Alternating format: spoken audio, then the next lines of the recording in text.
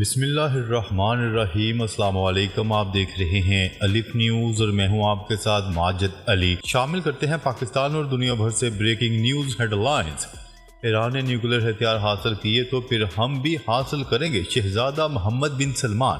سعودی عرب کے ولی عہد شہزادہ محمد بن سلمان کا کہنا ہے کہ اگر ایران نے نیوکلیر ہتھیاروں کے حصول میں پہل کی تو سعودی عرب بھی طاقت کے توازن اور سیکیورٹی کو برقرار رکھنے کے لیے ہتھیار حاصل کرے گا۔ امریکی ٹیلی ویژن کو دیے گئے انٹرویو میں شہزادہ محمد بن سلمان کا کہنا تھا کہ چین کی ثالثی میں ہونے والے معاہدے کے بعد سے ایران کی جانب سے سعودی عرب کے ساتھ تعلقات کی بحالی کے معاملے پر سنجیدہ اقدامات کیے جا رہے ہیں۔ ان کا کہنا ہے کہ سعودی عرب کو کسی بھی ملک کے جوہری ہتھیار حاصل کرنے یا استعمال کرنے پر تشویش ہے۔ دنیا ایک نئے ہیروشیما کو برداشت نہیں کر سکتی۔ سعودی ولی عہد شہزادہ محمد بن سلمان کا کہنا تھا کہ اگر آپ ایٹمی ہتھیار استعمال کرتے ہیں تو آپ کو باقی دنیا کے ساتھ بھی لڑائی لڑنا پڑے گی۔ اسرائیل کے ساتھ سعودی عرب کے تعلقات کے حوالے سے سعودی ولی عہد شہزادہ محمد بن سلمان کا کہنا تھا کہ اسرائیل کے ساتھ تعلقات بہتری کی جانب گامزن ہے۔ امریکہ بھی سعودی عرب اور اسرائیل کے درمیان بہتر تعلقات چاہتا ہے۔ امریکی ثالثی میں مذاکرات کے معطلی کی تردید کرتے ہوئے مسئلہ فلسطین کے تناظر میں شہزادہ محمد بن سلمان کا کہنا تھا کہ ہمارے لیے فلسطین کا معاملہ انتہائی اہم ہے۔ ہم پہلے اس مسئلے کو حل کرنا چاہتے ہیں، اس لیے ہمیں دیکھنا ہوگا کہ اس پر کیا ہو سکتا ہے۔ ولی عہد نے امریکہ کے ساتھ تعلقات کے بارے میں بھی بات کرتے ہوئے کہا ہے کہ ہمارے واشنگٹن کے ساتھ اہم سیکیورٹی تعلقات ہیں، صدر جو بائیڈن کے ساتھ ہمارے خصوصی تعلقات ہیں۔ شہزادہ محمد بن سلمان نے مزید کہا کہ سعودی عرب چاہتا ہے کہ امریکی اور غیر ملکی کمپنیاں آئیں اور مشرق وسطیٰ میں محفوظ ماحول میں سرمایہ کاری کریں۔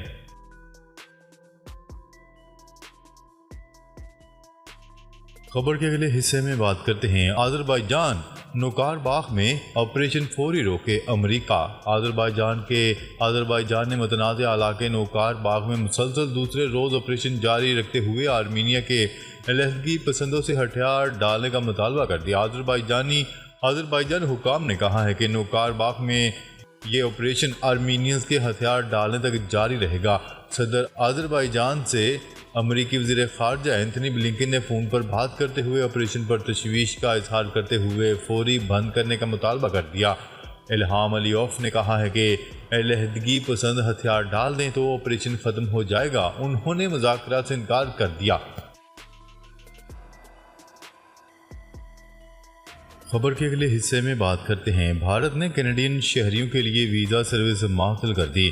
بھارت نے خالصتان تحریک کے رہنما ہردیپ سنگھ کے قتل کے نتیجے میں پیدا ہونے والی کشیدہ صورتحال کے بعد کینیڈا کے شہریوں کے لیے ویزا سروس بھی معطل کر دی۔ بھارتی میڈیا کی رپورٹ کے مطابق مرکزی حکومت نے دونوں ممالک کے درمیان بڑھتی ہوئی کشیدگی کے بعد کینیڈا میں کینیڈین شہریوں کے لیے اپنی ویزا سروس کو معطل کر دیا۔ بھارتی میڈیا کا بتانا ہے کہ حکومت نے اگلے نوٹس یا تا حکم ثانی ویزا سروس معطل کر دی۔ بھارتی میڈیا کی رپورٹ کے مطابق بھارت میں آن لائن ویزا درخواستوں کو دیکھنے والے visa application centre B L S international نے اپنی ویب سائٹ پر یہ اعلان کیا، جس میں بھارتی مشنز کو آگاہ کر دیا گیا ہے کہ حکومت نے آپریشنل وجوہات کی بنا پر ویزا سروس معطل کی ہے۔ نوٹس میں مزید کہا گیا ہے کہ ویزا معطلی کے فیصلے پر عمل درآمد 21 ستمبر 2023 سے ہوگا، جو اگلے نوٹس تک نافذ العمل رہے گا۔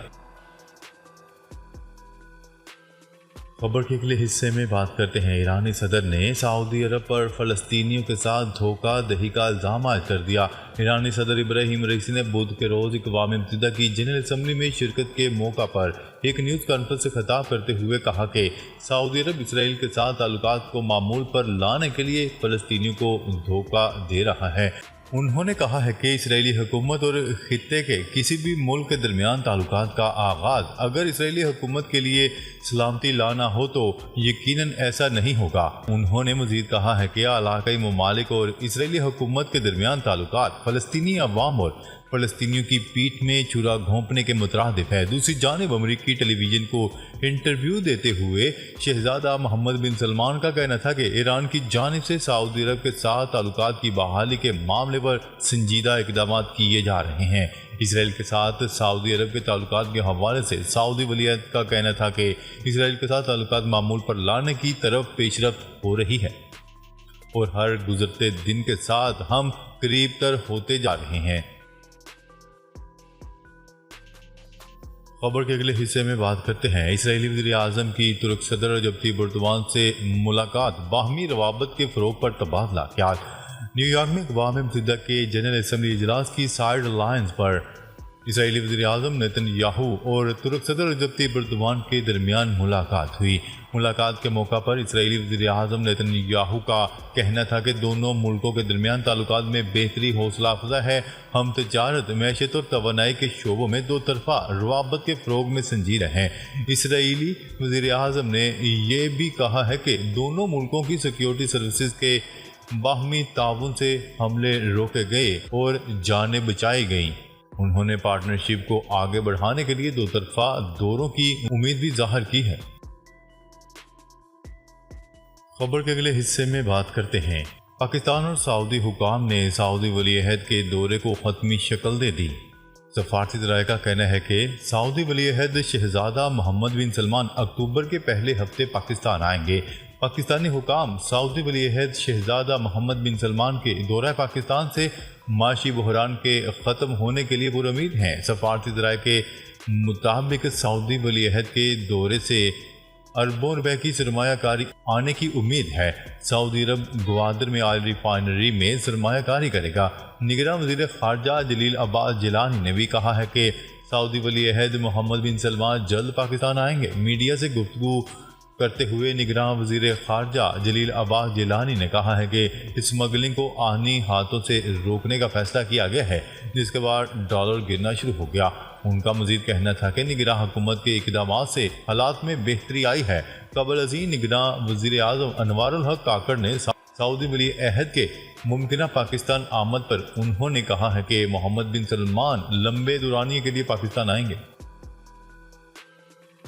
خبر کے اگلے حصے میں بات کرتے ہیں چیئرمین پی ٹی آئی کو اپنی لیگل ٹیم اور ڈاکٹر سے ملاقات کی اجازت۔ آفیشل سیکرٹ ایکٹ عدالت میں چیئرمین پی ٹی آئی نے اپنی لیگل ٹیم اور ڈاکٹر سے ملاقات کرنے کی درخواست دائر کر دی۔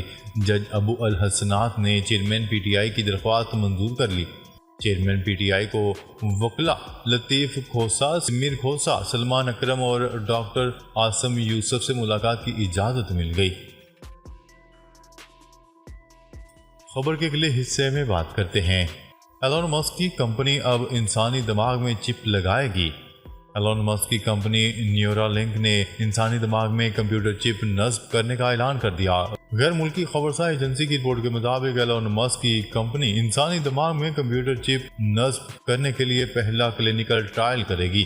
کمپنی کی جانب سے بتایا گیا ہے کہ اسے ایک خود مختار ریویو بورڈ کی جانب سے انسانی ٹرائل کے لیے مریضوں کو اکٹھا کرنے کی اجازت مل گئی ہے۔ یہ کمپنی معذوری کا شکار افراد کو اس ٹرائل کا حصہ بنائے گی تاکہ اپنی تجرباتی ڈیوائسز کا تجربہ کر سکے، جس پر 6 سال سے کام کیا جا رہا ہے۔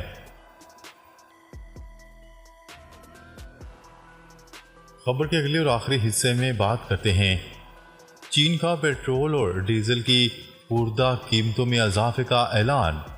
چین نے تیل کے بین الاقوامی قیمتوں میں حالیہ تبدیلیوں کی بنیاد پر آج سے پیٹرول اور ڈیزل کی قیمتوں میں اضافہ کرنے کا اعلان کر دیا۔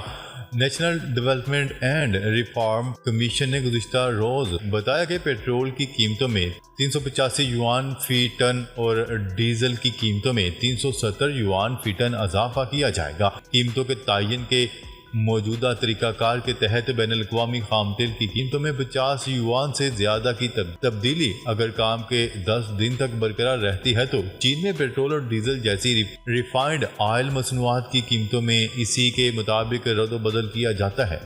ناظرین، اب تک کے لیے اتنا ہی۔ مزید خبریں لے کر بہت جلد آپ کی خدمت میں حاضر ہوں گے، تب تک کے لیے اپنا خیال رکھیے گا۔ اللہ نگہبان۔